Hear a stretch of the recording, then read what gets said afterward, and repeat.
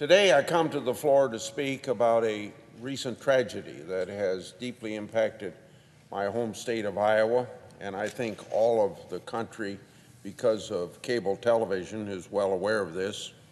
Yesterday, authorities announced they found the remains of a 20-year-old University of Iowa sophomore, Mollie Tibbetts, of Brooklyn, Iowa. After searching tirelessly for months, state and local law enforcement announced the unthinkable. Mollie was murdered in cold blood. I'd like to commend the efforts of all involved in searching for this remarkable young woman, including the Iowa Division of Criminal Investigation, the FBI, Homeland Security, and the individual members of the community who volunteered tirelessly to find Mollie.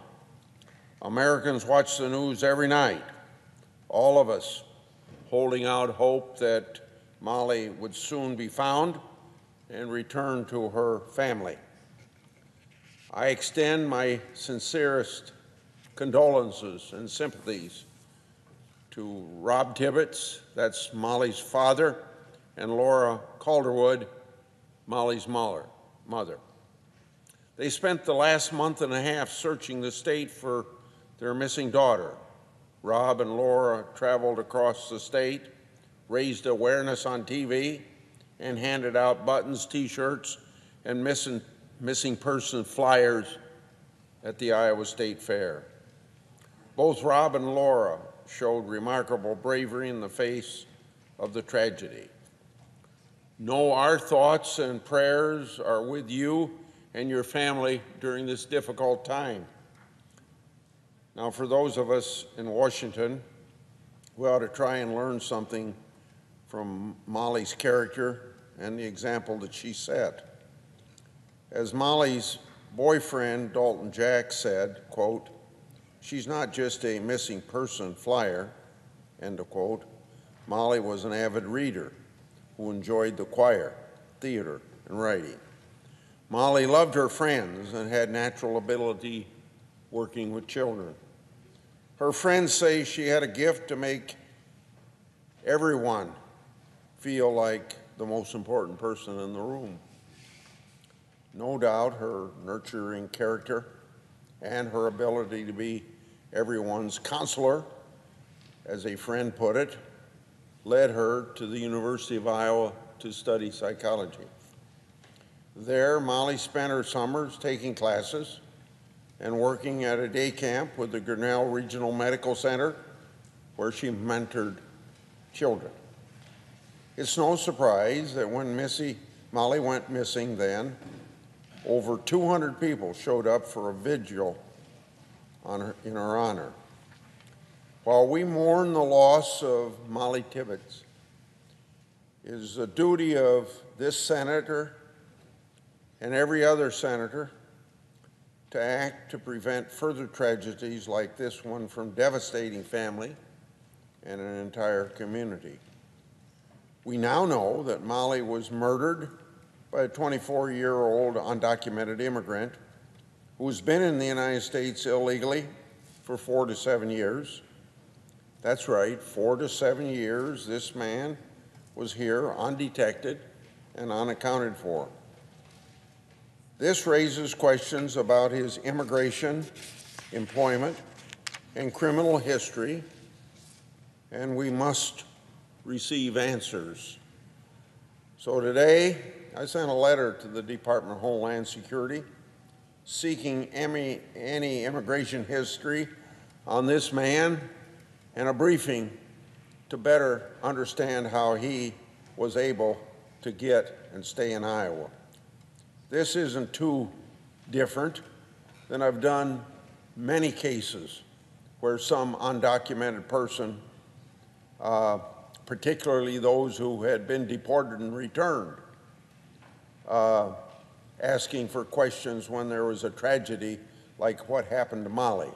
I think of recent cases within maybe the last 2 years about murders in Northern Virginia, murders in Maryland.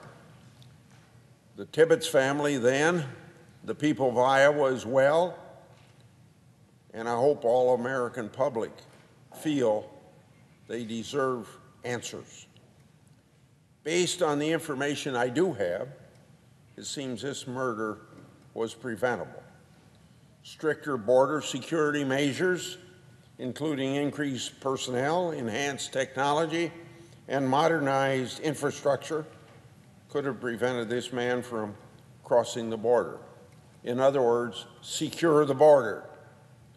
Stronger interior enforcement and addressing weaknesses in E-Verify could have prevented this individual from working and would have allowed Immigration Enforcement Authority to initiate removal proceedings years ago.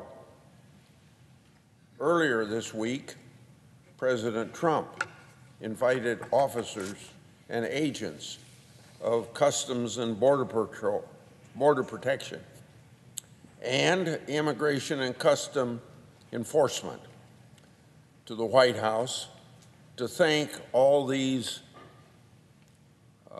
people and the people under them for all they do on a daily basis to protect Americans. Recent events are a stark reminder as to how much we need these hardworking men and women.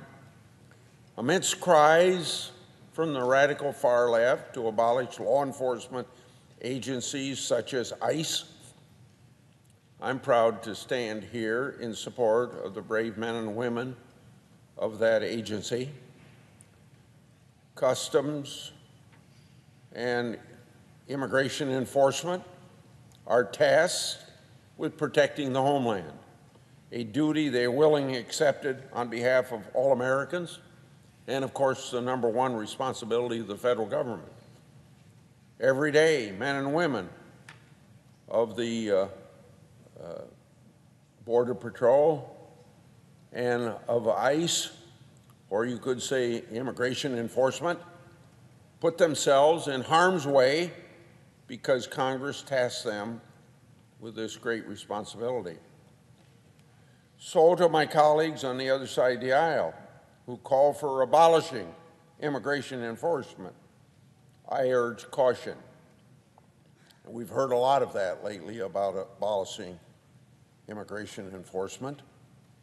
Scapegoating our uniformed officers who are simply executing the law to launch future presidential campaigns only moves us further away from another one and further away from a lasting solution.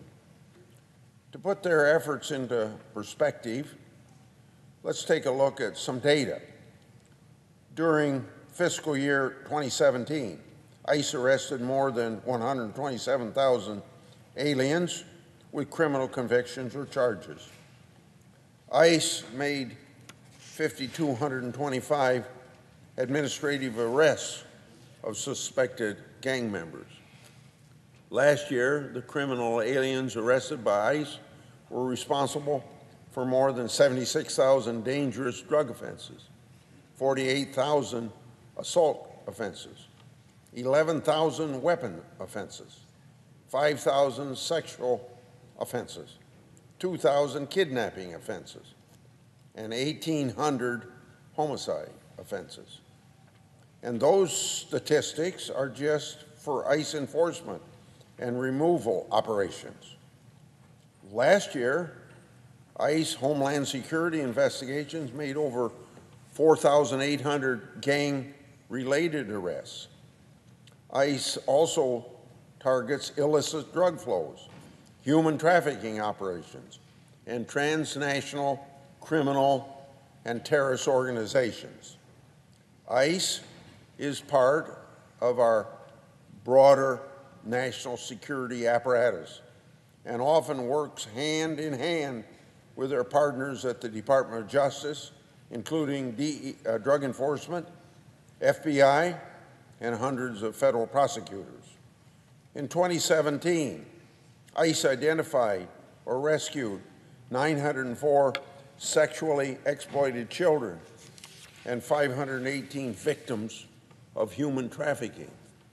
ICE seized more than 980,000 pounds of narcotics just last year, including 2,370 pounds of fentanyl and almost 7,000 pounds of heroin. To my colleagues who have spoken strongly about combating the moral stain of human trafficking or about ending the opioid epidemic gripping our country, I ask, how is ICE anything but an indispensable partner in this fight? How can we expect to combat the flow of lethal narcotics without the brave men and women of the Border Patrol and ICE? Just last week, I sent a letter to Secretaries Nielsen and Pompeo about an Iraqi national who lied about his active membership in ISIS and al-Qaeda in Iraq so that he could claim refugee status and settle safely in Sacramento, California. ICE played a very vital role in his arrest. This weekend, ICE deported a Nazi prison guard who was living in Queens, New York. And yesterday, ICE was immediately on the scene there in Brooklyn, Iowa, when state and local authorities determined the suspect was a foreign national.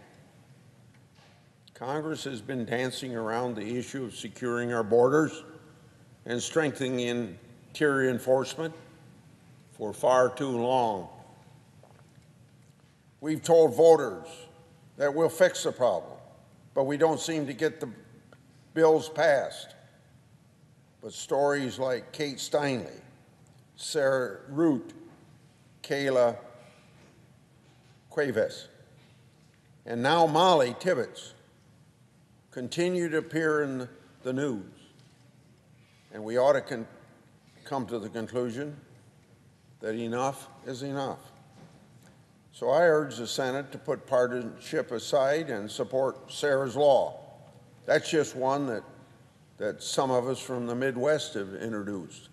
But we also would like to see justice for Kate Steinle's murder, because people that have been deported coming back into the United States to do this killing should, just for coming back and violating our law over and over and over by crossing into the country without papers, they should have mandatory sentences. So the Sarah's Law is the bill that I introduced with Senator Ernst in honor of fellow Iowan Sarah Root, who was killed by an undocumented immigrant driving drunk and 3 times over the legal limit.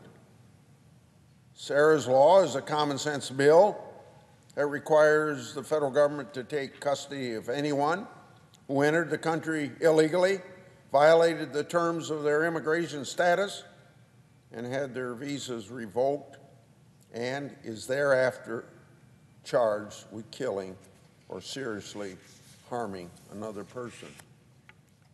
It also requires ICE to make reasonable efforts to identify and provide relevant information to crime victims and their families.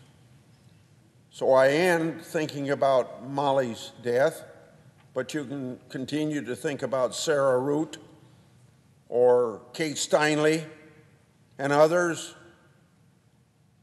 We haven't responded to it very well. We can and we must do better.